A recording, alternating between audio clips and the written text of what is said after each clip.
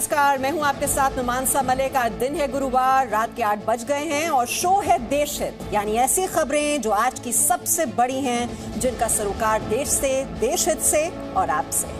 नमस्कार, आपके साथ मैं अदिति त्यागी हूं। आज देशहित में बात करेंगे सबसे पहले ब्लास्ट के चुनावी कनेक्शन की, क्योंकि लुधियाना में ब्लास्ट हुआ और जमकर राजनीति भी शुरू हो चुकी है। फिर बात होगी राजस्थान सरकार की शराब माफिया पर बेबसी की, कैसे एक आरटीआई कार्यकर्ता पर जानलेवा हमला किया जाता है, सरकार कुछ नहीं कर पाती है, उल्टे जब राजस्थान कांग्रेस के अध्यक्ष से सवाल पूछा जाता है तो वो नाराज हो जाते हैं। और आखिर में आपको दिखाएंगे दिल्ली मेरठ एक्सप्रेसवे का वॉर रूम, 72 कैमरों से लैस ये एक्सप्रेसवे कितना शानदार और कितने काम का है।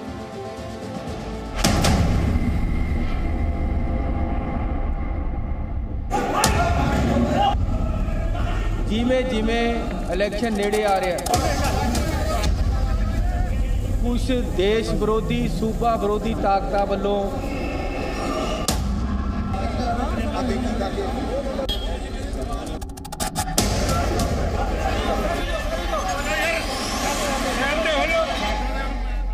इस तरह ਦੀਆਂ ਘਿਨਾਉਣੀਆਂ ਹਰਕਤਾਂ ਕੀਤੀਆਂ ਜਾ ਰਹੀਆਂ।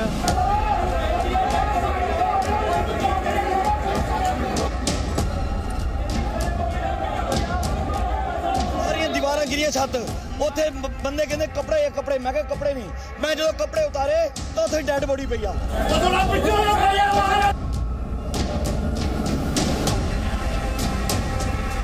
ये इलेक्शनां दे कोल आ गई क्यों हुंदा है?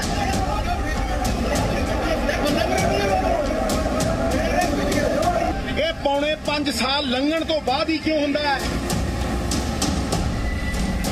एक खास कम्युनिटी नूं डराउण दे लई क्यों हुंदा है?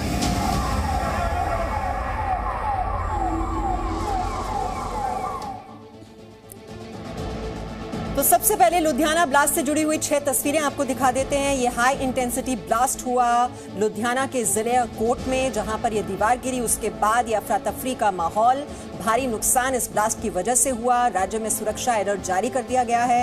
एनआईए और एनएसडी इस पूरे मामले की, इस ब्लास्ट की जांच करेंगी, क्योंकि गृह मंत्रालय की ओर से पंजाब सरकार को कहा गया है कि इस बारे में रिपोर्ट सौंपी जाए।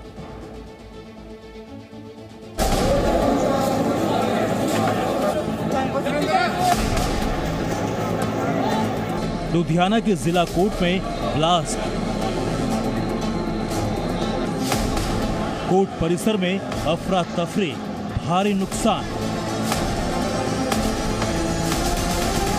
ब्लास्ट पर नेताओं की शुरू हो गई राजनीति।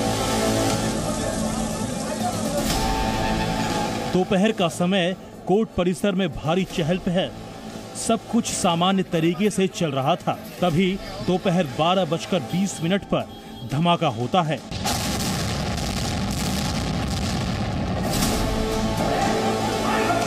पूरे कोर्ट परिसर में अफरा तफरी मच जाती है।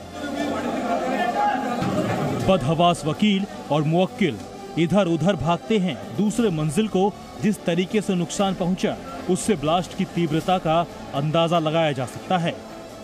और फिर शुरू होता है इस मामले पर राजनीतिक खींचतान का दौर। सबसे पहले मुख्यमंत्री चरणजीत सिंह चन्नी आते हैं और साजिश करार देते हैं। जिमें इलेक्शन नेड़े आ रहा है, कुछ देश विरोधी सूबा विरोधी ताकतां ਵੱਲੋਂ इस तरह ਦੀਆਂ ਘਿਨਾਉਣੀਆਂ हरकतां कीतियां जा रही।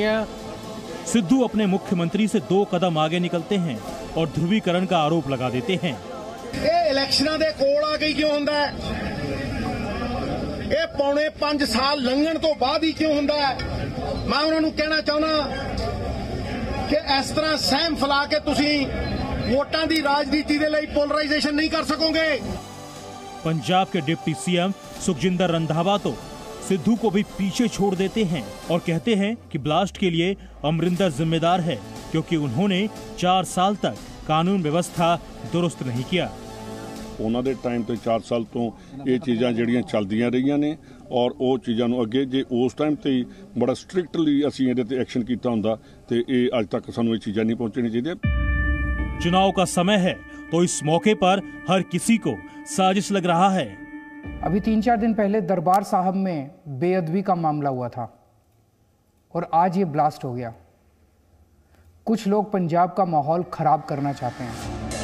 पुलिस को शक है कि दूसरी मंजिल के बाथरूम में जो व्यक्ति मारा गया है, हो सकता है वही बम लेकर आया हो। सस्पेक्ट है ਜਿਹੜਾ ਬੰਦਾ ਜਿਹਦੀ ਬੋਡੀ ਉੱਥੇ ਮਿਲੀ ਹੈ ਉਹਨੂੰ ਆਇਡੈਂਟੀਫਾਈ ਕਰਨ ਦੀ ਕੋਸ਼ਿਸ਼ ਕਰ ਰਹੇ हैं और लग रहा है कि ਉਹਦੇ ਕੋਲ ਹੀ ਇੰਪੈਕਟ ਸੀਗਾ या एक्सप्लोसिव ਦਾ। अगले कुछ हफ्तों में पंजाब में चुनाव की तारीखों का ऐलान होने वाला है। पिछले दिनों बेअदबी के मामले आए, 2 लोगों की हत्या हुई और साजिश के आरोप लगे। सवाल ये है कि जब लगातार मुख्यमंत्री या मंत्री साजिश का आरोप लगा रहे हैं तो फिर सुरक्षा को बेहतर क्यों नहीं किया जा रहा। हालांकि अब गृह मंत्रालय इस मामले में खुद एक्टिव हो गया है। पंजाब सरकार से इस पर रिपोर्ट मांगी गई है, जबकि एनआईए और एनएसजी मौके पर मुआयना कर रही है। अमित भारद्वाज के साथ ब्यूरो रिपोर्ट, जी मीडिया। तो देश हित में आपको बता दें, लुधियाना में ब्लास्ट की जगह एनएसजी की टीम पहुंची है। लुधियाना ब्लास्ट की जांच कर रही है एनएसजी। लुधियाना कोर्ट में ब्लास्ट के बाद से ही धारा 144 लगाई गई है। लुधियाना की जिस जिला अदालत में धमाका हुआ वहां पर मेरे सहयोगी भी पहुंचे, जी न्यूज़ की टीम पहुंची है और उसी बिल्डिंग से मेरे सहयोगी अमित भारद्वाज की एक्सक्लूसिव रिपोर्ट आपको दिखाएंगे। लेकिन उससे पहले आपको बता दें, लुधियाना ब्लास्ट की जांच कर रही है एनएसजी और जांच के लिए ब्लास्ट साइट पर पहुंची है।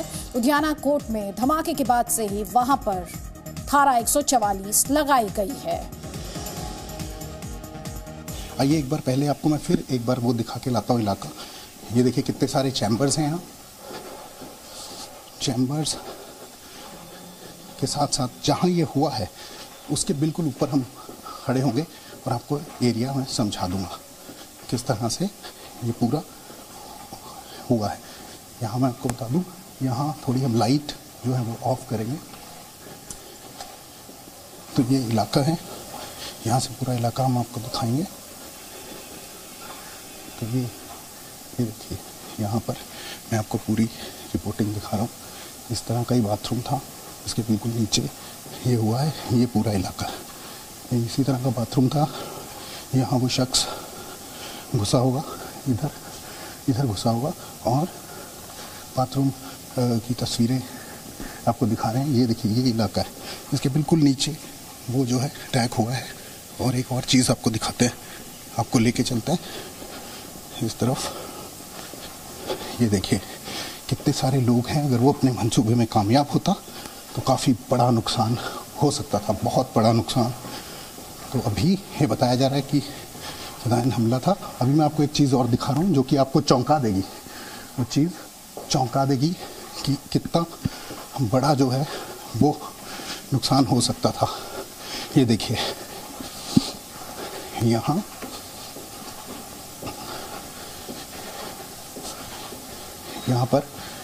पर रिहायशी इलाका है।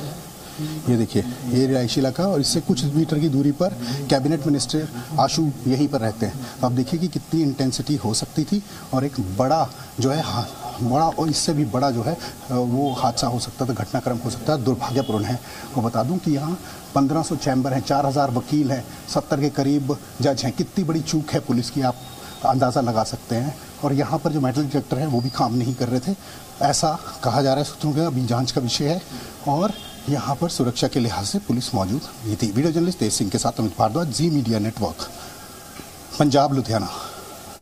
तो उसी कोर्ट के अंदर से आप देख रहे हैं, हमारे संवाददाता वहां पर पहुंचे हुए हैं। वो वॉशरूम भी दिखाए जहां पर माना जा रहा है कि वो आत्मघाती हमलावर वहीं पर दाखिल हुआ था और किस तरह से वहां 1500 चेंबर्स हैं। और बहुत बड़ी चूक इसे कहा जाएगा क्योंकि इस तरह की इंटेलिजेंस इंफॉर्मेशन भी मिल रही थी कि शांति भंग करने की साजिश हो सकती है, क्योंकि पंजाब में जल्द ही चुनाव होने वाले हैं। जहां ये धमाका हुआ है वहां की एक्सक्लूसिव तस्वीर आप देखिए, जहां पर पहुंचे थे अमित भारद्वाज दिखा रहे थे आपको। ये वो वॉशरूम है जहां पर आत्मघाती हमलावर दाखिल हुआ और किस तरह से यहाँ पर पूरी तरह से चीज़ें जो हैं वो कैसे टूटी फूटी हुई हैं वो आप देख पा रहे हैं इन तस्वीरों में। ये ग्राउंड रिपोर्ट हम आप तक पहुँचा रहे हैं ताकि आप ये समझ पाएं कि कितना हाई इंटेंसिटी का ये ब्लास्ट हुआ।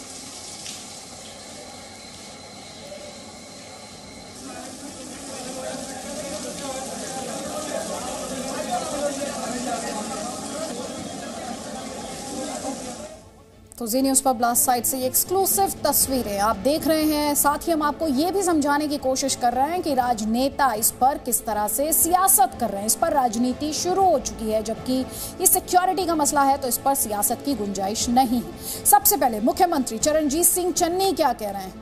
इन्वेस्टिगेशन अभी स्टार्ट हुई है, लेकिन चरणजीत सिंह चन्नी ने पहले ही साजिश का शक जता दिया है। पहले इन्वेस्टिगेशन अपने मुकाम तक तो पहुंचे, कुछ सामने तो आए, लेकिन उससे पहले ही उन्होंने साजिश की आशंका जता दी।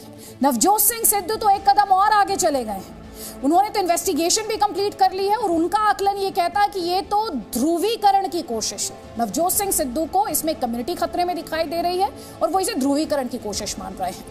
अब डिप्टी सीएम सुखजिंदर सिंह रंधावा की भी बात करते हैं। मुख्यमंत्री कौन? चरणजीत सिंह चन्नी। लेकिन वो जिम्मेदार किसे ठहरा रहे हैं? कैप्टन अमरिंदर को। वो पूछ रहे हैं कि 4.5 साल कैप्टन अमरिंदर ने क्या किया।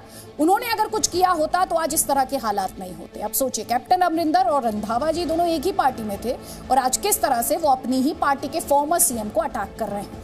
दिल्ली के सीएम अरविंद केजरीवाल को इसमें शांति बिगाड़ने की कोशिश दिखाई दे रही है, शांति बिगाड़ने की साजिश की जा रही है, ये कहना है दिल्ली के मुख्यमंत्री अरविंद केजरीवाल का। वहीं उन्हीं की पार्टी के यानी आम आदमी पार्टी के पंजाब प्रभारी राघव चड्ढा कह रहे हैं कि ये गहरी साजिश है। तो इन्वेस्टिगेशन कंप्लीट हुई नहीं, कुछ कंक्लूजन आया नहीं, लेकिन सियासत आप देख रहे हैं शुरू हो चुकी है। तो आपने देखा किस तरह से सियासत काफी गरमाई हुई है और अब आपको पंजाब का जो चुनावी घमासान है वो भी समझा दें। पंजाब में देखिए अगले साल चुनाव होने हैं और ये जो मुकाबला है ये बीजेपी और अमरिंदर सिंह का जो गठबंधन है, आपको पता ही है कि वो अब मिलकर ये चुनाव लड़ेगा। वहीं दूसरी ओर कांग्रेस है। तो ये जो चुनौती है किन सियासी दलों के बीच है वो हम आपको दिखाने की कोशिश कर रहे हैं। और इस बार अकाली दल और बहुजन समाजवादी पार्टी का इस बार गठबंधन है, उनका अलायंस हुआ है इस बार, वो मिलकर चुनावी मैदान में हैं। और हम ये 4 कोण आपको दिखा रहे हैं, ये 4 कोण आप इसे कह सकते हैं। और चौथा जो कोण है वो है आम आदमी पार्टी। और आपने देखा कि इस पूरे ब्लास्ट को लेकर किस तरह से साजिश की आशंका जताई जा रही है। कम से कम इस मामले पर सत्ता पक्ष और विपक्ष दोनों ही कह रहे हैं कि इसके पीछे साजिश है, वहां का अमन चैन बिगाड़ने की ये साजिश रची गई है।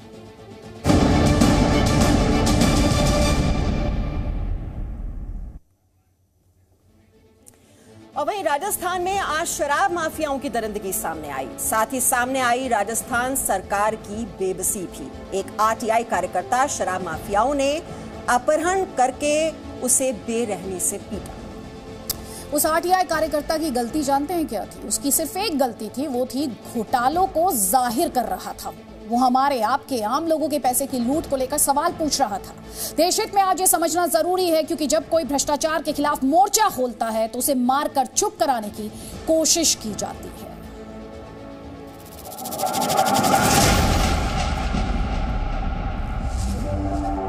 शराब माफियाओं पर राजस्थान सरकार बेबस।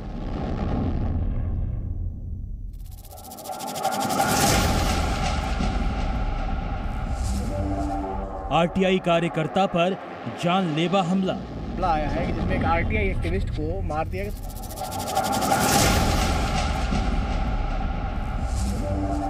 सवाल पूछने पर भड़के राजस्थान कांग्रेस के अध्यक्ष।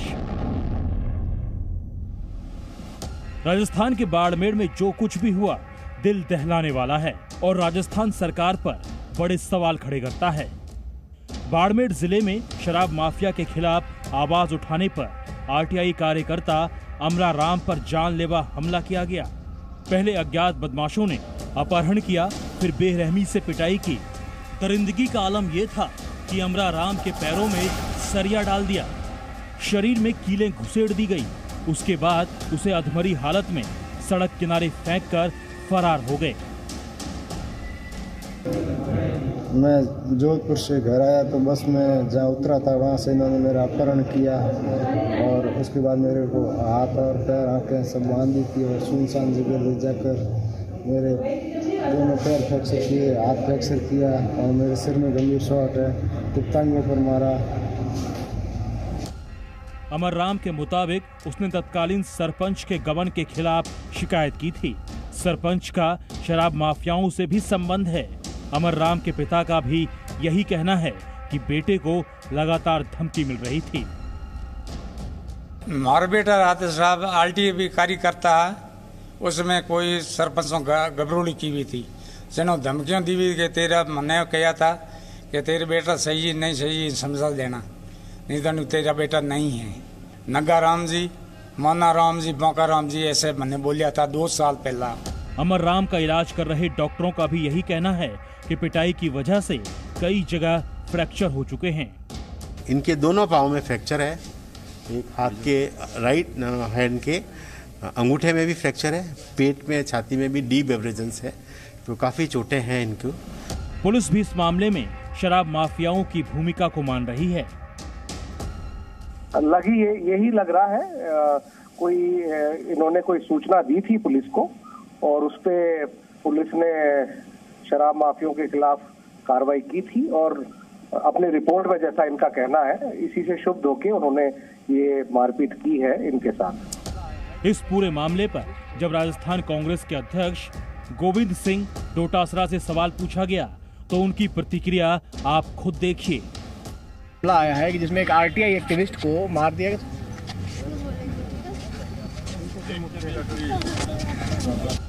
पुलिस ने इस मामले में अब तक 4 लोगों को गिरफ्तार किया है।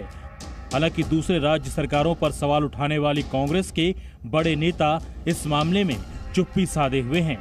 बड़ा सवाल यह है कि राजस्थान में शराब माफिया ऐसे कब तक बेखौफ अपराध करते रहेंगे और अमर राम को इंसाफ कब मिलेगा। बाड़मेर से अरुण हर्ष के साथ भूपेश आचार्य, जी मीडिया। देशहित में अब बात तरक्की के एक्सप्रेसवे की। जी हां, खबर है आपके काम की, जी हां खबर है रफ्तार की और खबर है आपका समय बचाने वाले सफर। जी हां, दिल्ली से मेरठ जाने में पहले 2 से ढाई घंटे का समय लगता था, लेकिन अब यह समय घटकर केवल 45 मिनट का हो गया है। आज ही दिल्ली मेरठ एक्सप्रेसवे का उद्घाटन किया गया, जो कई आधुनिक सुविधाओं से लैस है।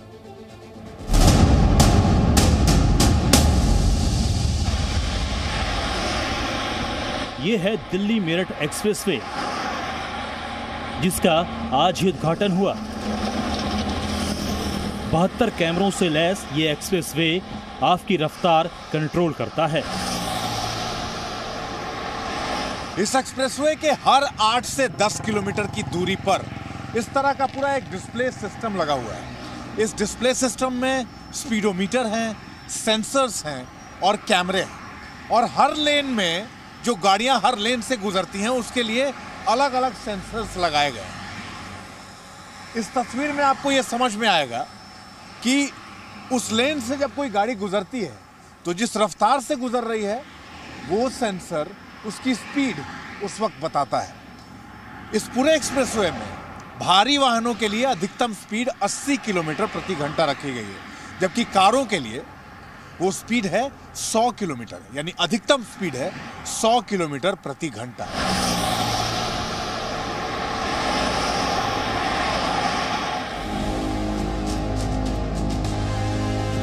अब इस एक्सप्रेसवे का वॉर रूम देखिए।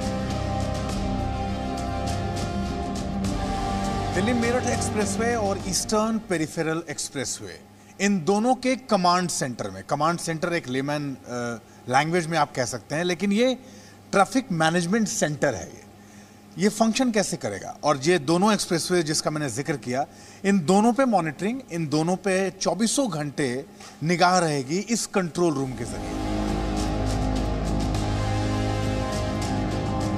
हमारी एडवांस ट्रैफिक मैनेजमेंट सिस्टम है, जिससे हम पूरे हाईवे का, पूरे एक्सप्रेसवे का पूरा जितना मॉनिटरिंग है, सर्वेलेंस है, इंसिडेंट डिटेक्शन है, वायलेशन डिटेक्शन है, इन्फोर्समेंट है, वो सारा यहीं से करते हैं। जो भी हेल्प चाहिए, जो भी इमरजेंसी रिस्पॉन्स सिस्टम है, वो सारा यहीं से करते हैं। केंद्रीय मंत्री नितिन गडकरी ने आज इसका उद्घाटन किया। 24 दिसंबर तक इस पर सफर फ्री है, उसके बाद टोल लगेगा। वैसे दिल्ली मेरठ एक्सप्रेसवे को 1 अप्रैल से ही जनता के लिए खोल दिया गया था। फ्री फ्लो ट्रैफिक था और वहां किसी तरह का शुल्क लोगों को नहीं देना होता था, लेकिन अब 25 दिसंबर से आपको टोल टैक्स अदा करना होगा इस एक्सप्रेसवे से गुजरने के लिए।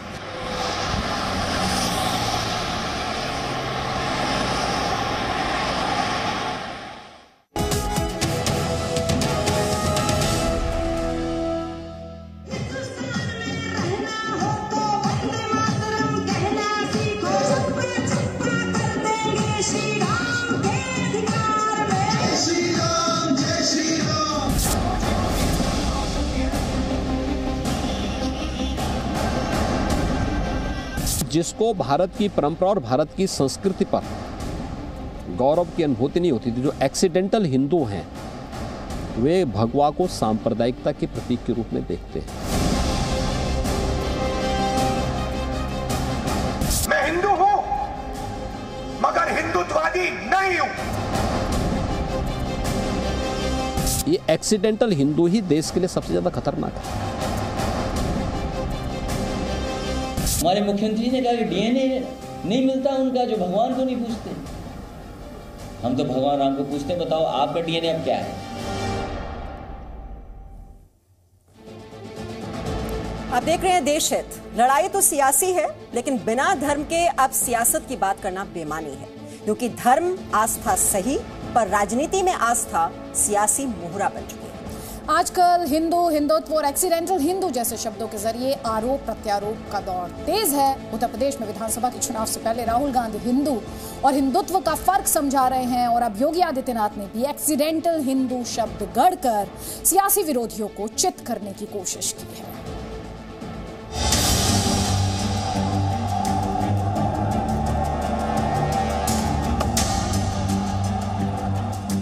लड़ाई सियासी है, पर खुद को सच्चा हिंदू साबित करने की होड़ है। सच्चा कौन, झूठा कौन, इसकी परिभाषा अपनी अपनी है। जो अपने साथ है बस उसी पर विश्वास है। जयपुर में राहुल गांधी ने हिंदू हिंदुत्व का नया पाठ पढ़ाया। गांधी को हिंदू और गोडसे को हिंदुत्व का प्रतीक बताया। गोडसे हिंसा का पुजारी है, गांधी सत्य अहिंसा के पर्यायवाची। तो राहुल गांधी ने गोडसे के बहाने बीजेपी के हिंदुत्व को कटघरे में खड़ा कर दिया। फिर बारी बीजेपी की थी। जी न्यूज के साथ बातचीत में उत्तर प्रदेश के मुख्यमंत्री योगी आदित्यनाथ ने राहुल के हिंदुत्व ज्ञान पर तंज कसा। एक्सीडेंटल हिंदू का नया शब्द दिया। जिसको भारत की परंपरा और भारत की संस्कृति पर गौरव की अनुभूति होगी, वह भगवा पहनने में संकोच नहीं करेगा। लेकिन जिसको भारत की परंपरा और भारत की संस्कृति पर गौरव की अनुभूति नहीं होती थी, जो एक्सीडेंटल हिंदू हैं, वे भगवा को सांप्रदायिकता के प्रतीक के रूप में देखते हैं। और ये एक्सीडेंटल हिंदू ही देश के लिए सबसे ज्यादा खतरनाक है। हिंदू हिंदुत्व बीजेपी की सियासी पिच है। हिंदुत्व की राजनीति करते करते बीजेपी फर्श से अर्श तक पहुंच गई। भगवा आतंक जैसे शब्द गढ़कर कांग्रेस शिखर से नीचे फिसल आई। अब कांग्रेस शायद हिंदू हिंदुत्व के भेद से पुरानी साख वापस पाना चाहती है। तो योगी आदित्यनाथ को लगता है कि उनका भगवाधारी होना विपक्ष को रास नहीं आ रहा। हमने ये भी देखा कि विपक्ष को आपसे थोड़ा ज़्यादा ही प्यार है, और घटनाएं तो दूसरे राज्यों में भी होती रहती हैं, लेकिन आपके राज्य में जब होती है तो आपको थोड़ा ज़्यादा निशाना बनाया जाता है। क्या ये इस वजह से है कि आप भगवा पहनते हैं, या इस वजह से है कि आप? देखिए, इसके दो कारण हैं। एक, उनका जन्मजात वैर मेरे कपड़ों से। दूसरा, उनके लिए यूपी में कोई स्पेस अब नहीं बचा है। तो छटपटाहट है। तो छटपटाहट किसी न किसी रूप में सामने तो आएगी। एक्सीडेंटल हिंदू बताकर योगी आदित्यनाथ अपने सियासी विरोधियों पर हमलावर हैं, और सियासी विरोधी बीजेपी पर धर्म के नाम पर राजनीति करने का आरोप लगा रहे हैं। असली धर्म के विरोधी या घोटाला करने के पक्ष में रहने वाले योगी जी हैं। भगवान राम के नाम पर इतनी बड़ी घोटाला, मंदिर के नाम पर घोटाला, जमीन के नाम पर घोटाला, और फिर बोलते हैं कि हम जो है धर्म के हितैषी हैं। न उनके पास कोई काम है, उनके पास सिर्फ समाज को बांटने की बातें हैं, और जनता के दुख दर्द के सवालों को उठा के, रोजी रोजगार के सवालों को किनारे करके इसी तरह की बात करने की बात है। इसीलिए वो अनुपयोगी सिद्ध हुए।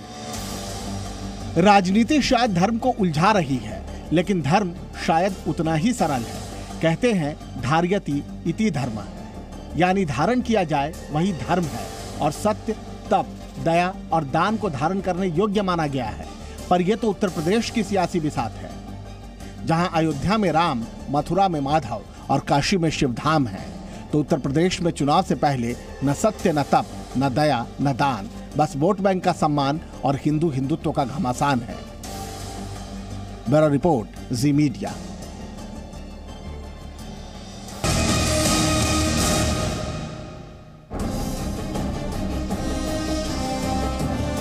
कूड़े के ढेर में जिंदगी का टीका। कोरोना के ओमिक्रॉन वेरिएंट के खतरे के बीच ये तस्वीरें डरा रही हैं। एक और ओमिक्रॉन का बढ़ता खतरा है। कई देशों में अब भी वैक्सीन की कमी है। वहीं दूसरी ओर नाइजीरिया के अबुजा में वैक्सीन की ये डोज रौंदी जा रही है। वैक्सीन से भरे डिब्बे कूड़े में फेंके जा रहे हैं। एक दो नहीं, पूरे 10 लाख वैक्सीन के डोज। ये वैक्सीन एस्ट्राजेनेका कंपनी की है, जो WHO और गावी अभियान के तहत नाइजीरिया भेजे गए थे। लेकिन वैक्सीन की ये डोज रखे रखे एक्सपायर हो गई और अब इन्हें बुलडोजर से रौंदा जा रहा है। बताया जा रहा है कि नाइजीरिया तक पहुंची कुछ डोज की एक्सपायरी महज 4 से 6 हफ्ते की ही थी, इसलिए वक्त रहते इनका इस्तेमाल नहीं किया जा सका और उन्हें वापस ले लिया गया। We have promised you in the last couple of days that we have successfully withdrawn about 1,066,214 doses of expired AstraZeneca vaccines. As you can see, these vaccines have now been deposited by the Abuja Environmental Protection Agency. Nigeria उन देशों में है जहां Omicron बड़ी चिंता है, लेकिन इसके बावजूद वहां वैक्सीनेशन का आंकड़ा काफी कम है। WHO के आंकड़ों के मुताबिक नाइजीरिया में 20 करोड़ से ज्यादा लोगों की आबादी है, लेकिन 22 दिसंबर तक वहां सिर्फ 88 लाख से कुछ ज्यादा लोगों को ही वैक्सीन की डोज मिल सकी है। और इसलिए सवाल उठ रहे हैं कि आखिर वैक्सीन के ये 10 लाख डोज वक्त रहते लोगों को क्यों नहीं दी गई। ब्यूरो रिपोर्ट, जी मीडिया। तो अफ्रीका की कई कंट्रीज ऐसी हैं जो वैक्सीन के लिए तरस रही हैं और जहां वैक्सीन है वहां किस तरह से बर्बादी हो रही है वो भी हम आपको दिखा रहे हैं। हमारी अगली खबर मौसम से जुड़ी है। दिल्ली NCR से लेकर जम्मू कश्मीर, हिमाचल प्रदेश और राजस्थान तक सर्दी का सितम जारी है। श्रीनगर समेत देश के कई इलाकों में ठंड ने तो रिकॉर्ड तोड़ दिया है। मेघालय की राजधानी शिलोंग में तो 20 साल बाद बर्फबारी हुई, लेकिन अभी इस सर्दी से निजात नहीं मिलने जा रही है। मौसम विभाग के मुताबिक इस बार देर से शुरू हुई सर्दी देर तक सताएगी।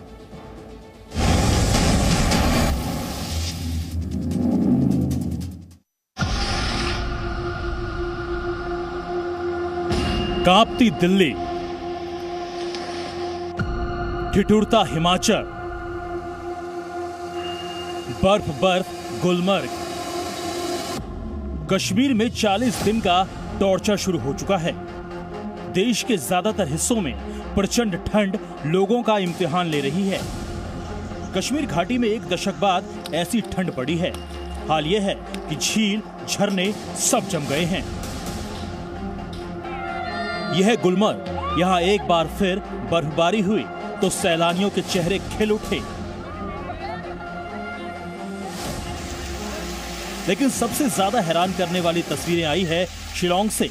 एक दिन पहले शिलोंग में करीब 20 साल पुराना रिकॉर्ड टूट गया। ऐसी बर्फबारी शिलोंग के लोगों ने हाल फिलहाल के सालों में नहीं देखी थी। करीब 20 साल बाद यहाँ बर्फबारी हुई तो लोग घर से बाहर निकल आए। घर की छत से लेकर सड़क तक बर्फ ही बर्फ नजर आने लगी। लेकिन शिलोंग में हुई ये बर्फबारी मौसम के बदले मिजाज की तस्दीक कर रही है। देश के कई हिस्सों में ठंड और बर्फबारी ने पिछले रिकॉर्ड तोड़े हैं। राजस्थान से लेकर जम्मू कश्मीर तक ठंड प्रचंड है और मौसम विभाग का कहना है कि वेस्टर्न डिस्टर्बेंस की इंटेंसिटी कम होने की वजह से इस बार उत्तर और मध्य भारत में सर्दी देर से आई जरूर, लेकिन अब ये देर तक सताने जा रही है। जो वेस्टर्न डिस्टर्बेंस हैं वो एक बार फिर लगातार आ रहे हैं और उनकी इंटेंसिटी काफ़ी ज़्यादा रहने वाली है। इस समय जो वेस्टर्न डिस्टर्बेंस है वो हल्का है, लेकिन आगे 24 और 26 तारीख को जो वेस्टर्न डिस्टर्बेंस आएंगे वो पहाड़ों पर बहुत ज़्यादा हैवी स्नोफॉल देंगे। जाहिर है अब इस सर्दी से जल्द राहत मिलने की उम्मीद नहीं है। ऐसे में मौसम विभाग ने बुजुर्गों और बच्चों के लिए खास एहतियात बरतने की सलाह दी है। मौसम विभाग का कहना है कि जरूरत ना हो तो ज्यादातर समय घर में ही गुजारें। Bureau report, ji media. Presenting B News app available on Google Play and App Store. Download it now.